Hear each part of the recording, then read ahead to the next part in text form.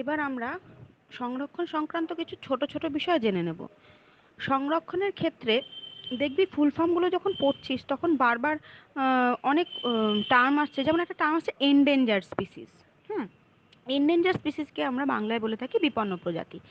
এই বিপন্ন প্রজাতি কারা, এদের তথ্য কোথায় পাওয়া যায়, হ্যাঁ, কি কার বেসিসে এদেরকে ক্যাটাগরাইজড করা হয়, সে সম্পর্কে যদি আমি বলি, আইইউসিএন একটা ফুল ফর্ম তোরা পড়েছিস, international union for the conservation of nature and natural resources. সেই আইইউসিএন সমস্ত পর্যালোচনা করে কিছু প্রজাতিকে যারা থ্রেটেন্ড, হ্যাঁ, যারা বিপদগ্রস্ত অবস্থায় আছে তাদেরকে ক্যাটাগরাইজড করে, তাদেরকে কিছু ভাগে ভাগ করে, তাদেরকে সেটা বলা হয় হচ্ছে আইইউসিএন ক্যাটাগরি। আইইউসিএন ক্যাটাগরিটা কিসের ওপর নির্ভর করে করা হয়, তারা কতটা বিপদগ্রস্ত, তাদের সুদূর ভবিষ্যতে বা অদূর ভবিষ্যতে কতটা বিলুপ্ত হওয়ার সম্ভাবনা আছে তার উপর ডিপেন্ড করে কিছু ক্যাটাগরি তৈরি করা হয়। সেই ক্যাটাগরিগুলো কি কি? প্রথম ক্যাটাগরি যদি আমরা দেখি তাহলে হচ্ছে অবলুপ্ত। যেসব প্রজাতির জীব বর্তমানে আর খুঁজেই পাওয়া যায় না তাদেরকে আমরা অবলুপ্ত বা এক্সটিংক্ট গ্রুপটার মধ্যে রাখতে পারি, যেমন ডোডো পাখি উদাহরণ দিতে পারিস। আর একটা দিতে পারি যে পরবর্তী যে ক্যাটাগরি সেটা বলতে পারি বন্য পরিবেশে অবলুপ্ত, এক্সটিংক্ট ইন ওয়াইল্ড। ওয়াইল্ড লাইফে তাদেরকে বন্য পরিবেশে খুঁজে পাওয়া যায় না, কিন্তু কৃত্রিম কোনো পরিবেশে, চিড়িয়াখানা এই ধরনের কোনো জায়গায় কৃত্রিমভাবে তাদেরকে একটা দুটো পাওয়া যেতে পারে।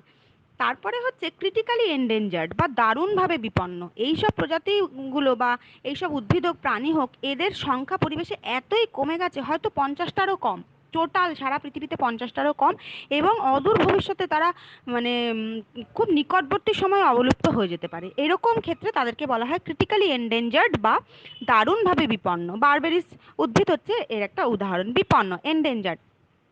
যারা মানে ক্রিটিক্যালি এন্ডেঞ্জারদের থেকে কম বিপদগ্রস্ত, কিন্তু তারাও বিপন্ন, তারাও অদূর ভবিষ্যতে কিন্তু বিলুপ্ত হয়ে যেতে পারে। রেড পান্ডা যেমন এন্ডেঞ্জার স্পিসিস। এইরকম রেড পান্ডাকে তো জানিসই আমাদের ভারতবর্ষের বিভিন্ন স্থানে কনজার্ভ করা হয়। তো সেক্ষেত্রে এদেরকে মানে প্রচণ্ডভাবে কনজারভেশনের প্রয়োজন। ক্ষয়প্রাপ্ত বা ভালনারেবল, ভালনারেবল বা ক্ষয়প্রাপ্ত ক্যাটাগরিটা কীরকম, বর্তমানে এইসব প্রজাতির যথেষ্ট জীব জীবিত থাকলেও তাদের পরিবেশটা ধীরে ধীরে তাদের বসবাসের জন্য প্রতিকূল হয়ে যাচ্ছে, যার জন্য তারা অবলুপ্তির সম্মুখীন হতে পারে। অ্যান্টিলোপ যেমন একটা ক্ষয়প্রাপ্ত বা ভালনারেবলের ক্যাটাগরির উদাহরণ হতে পারে। কম বিপদগ্রস্ত, লোয়ার রিস্ক, এইসব জীব প্রজাতিদের সংখ্যা যথেষ্ট আছে পরিবেশে, কিন্তু ধীরে ধীরে কমছে, যথেষ্ট ধীরে কমছে, মানে তাদের আর কি সুদূর ভবিষ্যতে তাদের কোনো অসুবিধা হতে পারে, তাদেরকে লোয়ার রিস্ক বা কম বিপদগ্রস্ত হিসেবে ধরা হয়। তথ্য সম্পূর্ণ নয়, মানে অসম্পূর্ণ তথ্য সমন্বিত, যাকে বলা হয় ডেটা ডেফিসিট। এদের সম্পর্কে না বিশদ বর্ণনা এখনো সম্পূর্ণ করে ওঠা যায়নি, অসম্পূর্ণ রয়েছে। হুম, কাজেই এদের যে কতটা রিস্ক রয়েছে, এরা কতটা রিস্কের মধ্যে বসবাস করছে সে সম্বন্ধে কিছু মন্তব্য করা যায় না। আর একটা ক্যাটাগরি আইইউসিএন, যেটা হচ্ছে নট এভ্যালুয়েটেড বা মূল্যায়নহীন। এখনো পর্যন্ত সেই সমস্ত প্রজাতিগুলো সম্পর্কে কোনো রকম মূল্যায়ন করাই হয়নি। তাহলে সেক্ষেত্রে তাদের বলা হয় কি, নন ইভ্যালুয়েটেড বা মূল্যায়নহীন। এগুলো হচ্ছে আইইউসিএন এর ক্যাটাগরি। আইইউসিএন এদের পারিপার্শ্বিক পরিবেশ কতটা এরা রিস্ক ফ্যাক্টরের মধ্যে রয়েছে সেগুলোকে ধরে এরা করে কি না, এরা ক্যাটেগরাইজড করে, এগুলোকে বলা হয় আইইউসিএন ক্যাটাগরি। এখন আমরা যে অংশটা পড়বো সংরক্ষণ সম্পর্কিত, সেটা হচ্ছে রেড ডেটা বুক।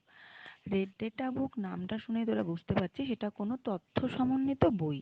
এখন কিসের তথ্য সমন্বিত বই সেটাই আমাদের জানতে হবে। আইইউসিএন এর দ্বারা প্রতিষ্ঠিত সার্ভাইভাল সার্ভিস কমিশন বা এসএসসি উদ্যোগে প্রথম এই বই রচিত হয়। এই বইতে কিসের তথ্য থাকে না, বিপন্ন বা অবলুপ্তির পথে যাওয়া যে সমস্ত জীব প্রজাতি, যেমন উদ্ভিদ, প্রাণী, ছত্রাক, যা কিছু হতে পারে, সেই সমস্ত প্রজাতির তালিকা তৈরি করা হয় এই রেড ডেটা বুকে। এই রেড ডেটা বুক সর্বপ্রথম 1963 সালে প্রকাশিত হয়।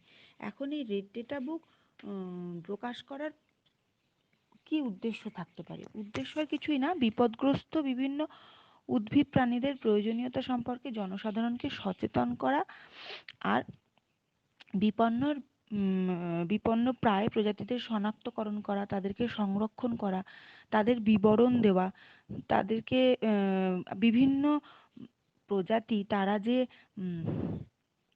বিপদগ্রস্ত বা বিপন্ন সেই ক্যাটাগরির আন্ডারে তাদেরকে অন্তর্ভুক্ত করা, এগুলো হচ্ছে রেড ডেটা বুকের উদ্দেশ্য বলা যেতে পারে। রেড ডেটা বুকে বিপদগ্রস্ত প্রজাতিদের থ্রেটেন্ড স্পিসিস যাদেরকে আমরা বলি, যেমন ধর তোরা একটু আগে পড়েছিস যে দারুণভাবে বিপন্ন, ক্রিটিক্যালি এন্ডেঞ্জার্ড, বিপন্ন, এন্ডেঞ্জার্ড, ক্ষয়প্রাপ্ত বা কম ক্ষয়প্রাপ্ত, এই সমস্ত বিভিন্ন প্রজাতিদের যাদের সংরক্ষণ করা প্রয়োজন, এই সমস্ত প্রজাতিদের সম্পর্কে এই রেড ডেটা বুকে তথ্য থাকে। এই তথ্য কিন্তু নিয়মিত এই তালিকা তৈরি করা হয় এবং এই তালিকার কিন্তু নিয়মিত পর্যালোচনা, পরিমার্জন, পরিবর্তন করার প্রয়োজন হয়। কেননা কি কোনো একটা জীব অন্তর্ভুক্ত হতে পারে যেটা আরো সংরক্ষণের প্রয়োজন, বা কোনো একটা জীবকে দীর্ঘদিন সংরক্ষণ করার ফলে এ হয়তো ক্রিটিক্যালি এন্ডেঞ্জার্ড থেকে এন্ডেঞ্জার্ড কন্ডিশনে এসছে, সেটাও পরিমার্জন করা দরকার। সেরকম এই তালিকাটা নিয়মিত পরিমার্জন করার প্রয়োজন হয়ে থাকে। এবার আমরা সংরক্ষণ সংক্রান্ত যে অংশটা পড়ব সেটা হচ্ছে ভারতবর্ষের কিছু বিপন্ন প্রাণী প্রজাতি এবং তাদের সংরক্ষণ সম্পর্কে। বিপন্ন প্রাণী প্রজাতিদের ক্ষেত্রে কিন্তু প্রথমেই আসে ভারতীয় বাঘের কথা, যা কিনা আমাদের জাতীয় পশু, প্যান্থেরা টাইগ্রিস। এই প্যান্থেরা টাইগ্রিস বা ভারতীয় বাঘের সংখ্যা এতটাই কমে যায় আশঙ্কাজনকভাবে, সারা ভারতবর্ষে এই ভারতীয় বাঘের সংখ্যা কমে যায়, যার ফলে 1973 খ্রিস্টাব্দে ভারতবর্ষে প্রথম টাইগার প্রজেক্ট বা ব্যাঘ্র প্রকল্প শুরু করা হয়। তারপর থেকে ভারতবর্ষের মোটামুটি প্রায় 19টা রাজ্যে ছড়িয়ে পড়েছে বিভিন্ন ব্যাঘ্র প্রকল্প। এখন বর্তমানে প্রায় 27টা ব্যাঘ্র প্রকল্প সারা ভারতবর্ষে আছে। তার মধ্যে পশ্চিমবঙ্গের সুন্দরবনের ব্যাঘ্র প্রকল্পের কথা আমরা উল্লেখযোগ্য হিসেবে উল্লেখ করতেই পারি। এছাড়া পশ্চিমবঙ্গের বক্সা, মধ্যপ্রদেশের কানহা ন্যাশনাল পার্ক, বান্ধবগড়, এই সমস্ত জায়গায় ভারতীয় বাঘকে সংরক্ষণ করা হয়। পরবর্তী যদি আর একটা এন্ডেঞ্জার স্পিসিসে আসি, সেটা হচ্ছে এশিয়াটিক লায়ন, প্যান্থেরা লিও পার্সিকা। এই প্যান্থেরা লিও পার্সিকা সংখ্যাও একটা সময় ভীষণভাবে কমে আসে, যাতে আমরা একে এন্ডেঞ্জার্ড স্পিসিসের তকমা দিতে পারি। সেক্ষেত্রে 1972 খ্রিস্টাব্দে এই সিংহ সংরক্ষণের জন্য প্রথম প্রকল্প শুরু হয়। গুজরাটের গির অরণ্যে এই সিংহের সংরক্ষণের জন্য প্রকল্প শুরু হয়। 2005 সালে সিংহের সংখ্যা ছিল ভারতবর্ষে মাত্র 305টা, কিন্তু পরবর্তীতে সংরক্ষণের ফলে 2015 সালে সার্ভে করে দেখা গেছে সেখান থেকে 523টা সিংহের সন্ধান পাওয়া গেছে। তাহলে আমরা গুজরাটের গির অরণ্যকে আমরা সিংহের সংরক্ষণ স্থল বলতে পারি। পরবর্তীতে হচ্ছে ভারতীয় গন্ডার, রাইনোসেরাস ইউনিকর্নিস। এই গন্ডার একসময় সংরক্ষণের প্রচুরভাবে প্রয়োজন হয়ে পড়েছিল। তার কারণ হচ্ছে এই গন্ডারের শিংয়ের যথেষ্ট দাম আছে।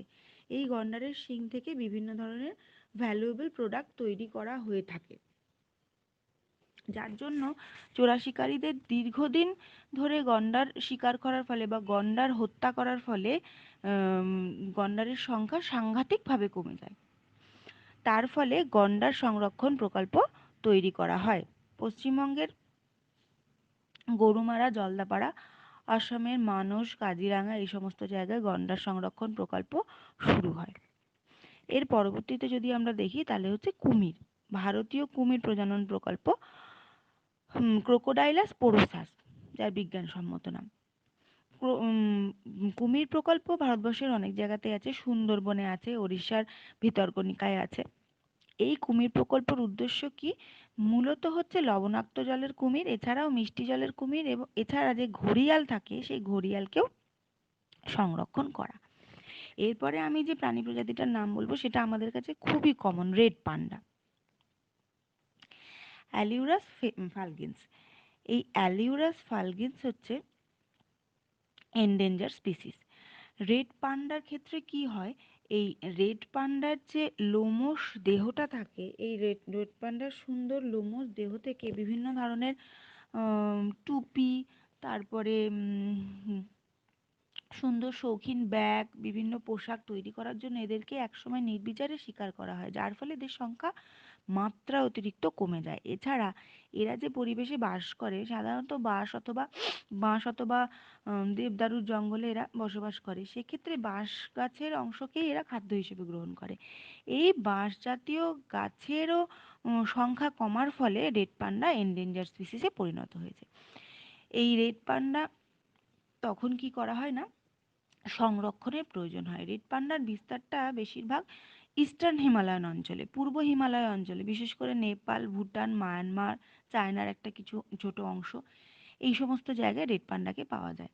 তো সেক্ষেত্রে রেড পান্ডা এন্ডেঞ্জার্ড স্পিসিসে পরিণত হওয়ায় ভারতবর্ষের বিভিন্ন জায়গায়, যেমন সিকিমের বার্সে রোডোডেন্ড্রন স্যাংচুয়ারিতে, কাঞ্চনজঙ্ঘা বায়োস্ফিয়ার রিজার্ভ, তারপর অরুণাচল প্রদেশের নামঢাপা ন্যাশনাল পার্ক, দার্জিলিংয়ের সিঙ্গালীলা ন্যাশনাল পার্কে রেড পান্ডাকে সংরক্ষণ করা হয়ে থাকে। রেড পান্ডার সংরক্ষণ প্রকল্পটা ওয়ার্ল্ড ওয়াইল্ড লাইফ ফান্ড ইন্ডিয়ার ভারতীয় যে ব্রাঞ্চ, সে তার বিভিন্ন তত্ত্বাবধানে হয়ে থাকে হচ্ছে এই রেড পান্ডা বা অ্যালিউরাস ভালগেন্সের সংরক্ষণ। এবার আমরা সংরক্ষণ সংক্রান্ত কয়েকটা সংস্থা সম্পর্কে পড়ব। তার প্রথমেই হচ্ছে জেএফএম বা জয়েন্ট ফরেস্ট ম্যানেজমেন্ট। ভারতবর্ষ আমরা দেখেছি যে জীববৈচিত্র্যে খুবই জীববৈচিত্র্য সমন্বিত। প্রচুর জীববৈচিত্র্য ভারতবর্ষে দেখা যায়। সেক্ষেত্রে এখানে প্রচুর এন্ডেমিক প্রজাতি দেখা যায়। এন্ডেমিক বা আঞ্চলিক প্রজাতি কি, আশা করি তোদের আগে পড়াতে গিয়ে বলেছি।